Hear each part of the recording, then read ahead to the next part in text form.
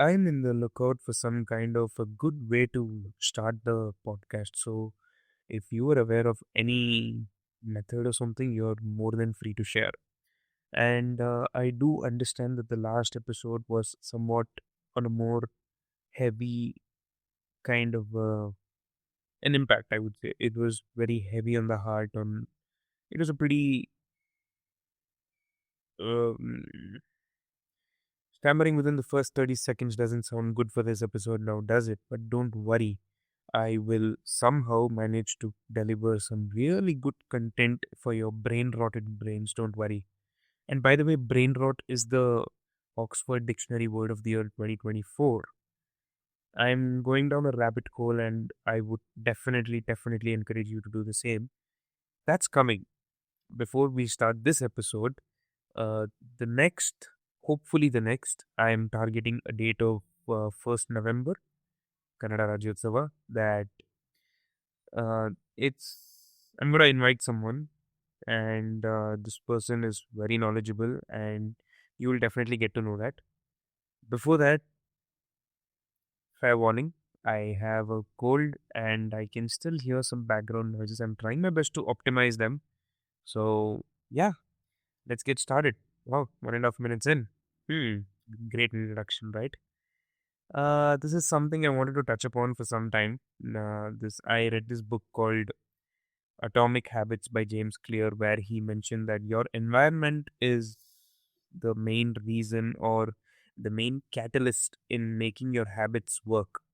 So, how do you get into a habit? You make it easier for the habit you want. You try to create friction with a habit that you don't want. So, that's pretty much the gist of it. I just saved you 200 rupees. So, yeah, you can pay me that, or you can just listen to this.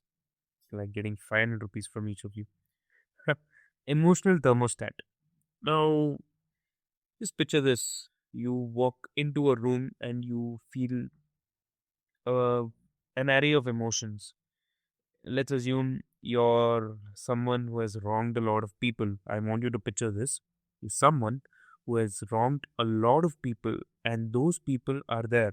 It's not 12 angry men anymore. It's 120 savages who want to kill you at the first sign of you, at the first sight of you, I would say. And when you walk in the room, you can sense the hostility. You can sense the kind of emotion that they carry, whether it's vengeance, it's revenge, and it's anger, and it's everything hateful. Now, picture this over a vast, you period of time. You increase the time frame, you increase it to months or years together. That's what an emotional thermostat is, something which will set the room temperature. And here, when I say room temperature, it can be anything related to your personal traits and how it gets influenced by people. I would like to touch upon one of the most primitive emotions that mankind faces, that's anger. Yeah, you can say that there are other emotions as well, but then, I mean, primitive emotions, but then I personally feel anger is one of the most primitive emotions. And here's the thing: you are not someone with anger issues. You have just spent too much time with someone who has spent too much time with someone, it's a nested loop. You know where we are going. And here's the thing: I'll just give you a random incident. This was when I was probably 10 or 11 years old, and it is deep rooted in me that, okay, this is how people function. So I saw someone shouting at their kid, or and then, up till that point, I was of the opinion that, okay, if my parents scold me, I just have to take it. Now I see the parent scolding the child, and the child fires back twice as hard with even more vigor, even more anger than the parent. And the parent was just standing there dumbfounded, looking at his child growing up so much that he's back answering him. And that sent a message in my head that, okay, it is okay to shout at my parents. And I did that, and the bruises came more. No, I'm just kidding. They never hit me. I'm just saying, I was given a mouthful by my parents. I was told that, okay, how dare you raise your voice at me? And this is one of the most basic examples of how people shape you. People They shape you in such a way that I would say it's a sort of metamorphosis. You are a clay, you're a human clay who is ready to be shaped into anything depending on the environment. And then this environment can be good or bad depending on how you choose your environment. Granted, some of us, they do not get to choose their environments and they are stuck in some unfortunate situations. My heart goes out to them. But most of the time, and I would say for most of the people, you can choose your environment and you can pick your influence. Before that, I would like to share with you two experiences. One, when I was part of this is something related to my work, and fortunately my audience is getting bigger, so I would just like to put a disclaimer at this point. Whatever I share is just my personal views. I do not wish to influence anybody or anything or anybody or anything. What the hell is that? Okay. I do not wish to influence any kind of person that, okay, no. I just want to say I don't own any of the emotions that I share. Okay, never mind. So on it's Diwali, it's 2025 Diwali, so I would like to share an incident. That incident is from 2021 Diwali. So what happened is, or Deepavali. Sorry, sir. Yeah, happy Deepavali, everyone. Festive season's here. I'm working. Just kidding. Doing a podcast. Doing something I love. Yeah, anyways. So this was about 4 years ago. 4 years ago, if I'm not wrong. Yeah, 4 years ago, where I was working and one of my bosses, it was Deepavali, and I'd gone to my aunt's place. We celebrate. We are a tiny little family which likes to do things. Yeah, so what happened was I did not take my laptop, and I got a mouthful from my manager who told me that even though it's festive season, even though it was that I had to go and I had to take my laptop and go to my aunt's place. And it was a temporary arrangement. I was back that evening, but there was something that couldn't wait.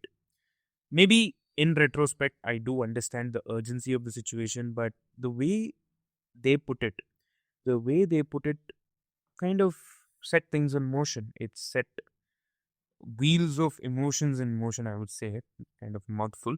And I was of the opinion that, okay, shouting is fine, shouting is okay to your subordinates. And that is something I temporarily carried out a couple of years later when I had someone, reporting to me. So this is one example. And I would say there's another example of someone who treats everyone with respect. And this person, he he's of what do you say, high position, significantly high position, and he still speaks to everyone. I mean, maybe the thing is that I remember seeing this picture before. That it is a picture of Tom Hardy. It's a meme. So it is a picture of Tom Hardy where it's just a caption that says, treat everyone, no matter the janitor or the CEO, with the same kind of respect. And that's really a beautiful message. And I have not seen this in person until now. And this is something I really wanted to share. And this person is more like, you know, brings peace and calm to the environment. And that's something which I really look up to. It's beautiful in such a way that your influences, you pick out influences, you pick a little piece of every person that walks across your life. And I really want to pick a rather large piece from this person because the calmness and composure really sets a kind of standard that you want to hold, really sets some kind of a benchmark to look up to, a kind of person that you want to be. Now I look at my human clay and I want to make something out of it that resembles this person. And that's what I want you all to look into. What is the kind of influence that you have? Because here's something, it's important to pick your influences. Now, I'm reading this book called SPQR. It's an ancient history of Rome. So naturally, I want to bring Julius Caesar into this conversation. And what do you remember when you think of Julius Caesar? I'm sure the first thing is Ecu Brutus. My pronunciation was wrong, so forgive me for that. But then he was stabbed. He was stabbed by someone resembling a Call of Duty lobby. That's a very niche joke that people will get. So, um, here's the thing. Now, if you ask me the question, is he a hero or a tyrant? Or tyrant? Okay. I will not pronounce that word again. Here's an excerpt from one of the answers I found on Reddit. So, and I quote: "He's both. Caesar the hero pushed through reforms that improved the lives of his countrymen, gave land and wealth to his soldiers, put an ally on the Egyptian throne, expanded Rome into the lands of Gaul, and curbed the power of the Senate and the landowners. Caesar the tyrant committed such horrific atrocities in Gaul that even his fellow Romans were alarmed, endangered the lives of his men with self serving adventures in Britannia and Egypt, and declared himself dictator for life. Now, when you look at some person who is influential, you got to accept something. This person comes with their own flaws and strengths. Now, it is up to you whether you want to embody the entirety of this person and think, okay, you know what, I am going to mimic him scene by scene, because imitation is the most sincere form of flattery. Now, this is one thing or one path you can go down by. But I would say pick the good things. Pick the good things from the person and you make it into your own clay. You mold it into something better. And that's what I would suggest. And this is something pretty much important because we are influenced by everything. You see a small piece of content and you're influenced by that. And anything and everything has the potential to influence you. So, and it's pretty much essential in this world of social media where content is freely available. You can see everything. You can see everything at the tip of your fingers, and that's surreal and pretty dangerous if you think about it.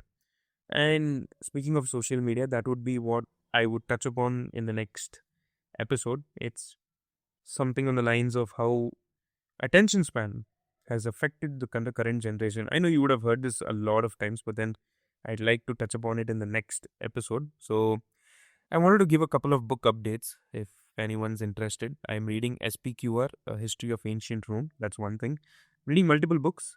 There's also The Last Kingdom by Bernard Cornwell. That is Saxon Chronicles. It's more of where the Vikings or the Norsemen or the Danes invaded England, and it's a fiction surrounding that. So that's something I'm reading. Two books, I think that should be fine. That's something I'm looking at. And I recently published a review of Secret of Secrets, the latest book by Dan Brown. Just to summarize, as usual, Dan Brown has a predictable plot with his usual tropes, which I am not tired of. I frankly like it. And the twist, as always, is he's the M. Night Shyamalan of twists when it comes to authoring. And that's a pretty good thing. I mean, that's not a bad thing. And what stands above all is how he describes the, I would say, how he describes the locations, how he describes Prague. Prague is the main attraction in this book.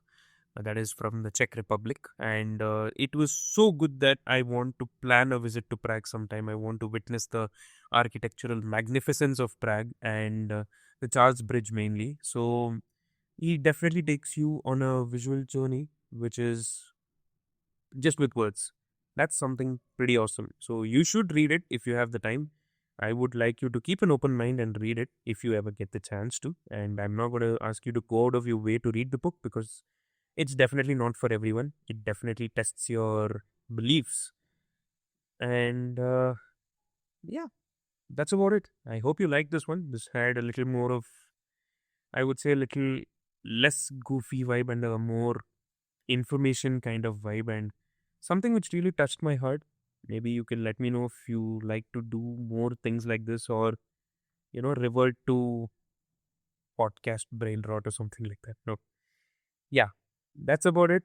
I hope you have a very, very happy Deepavali and a great festive season. See you later.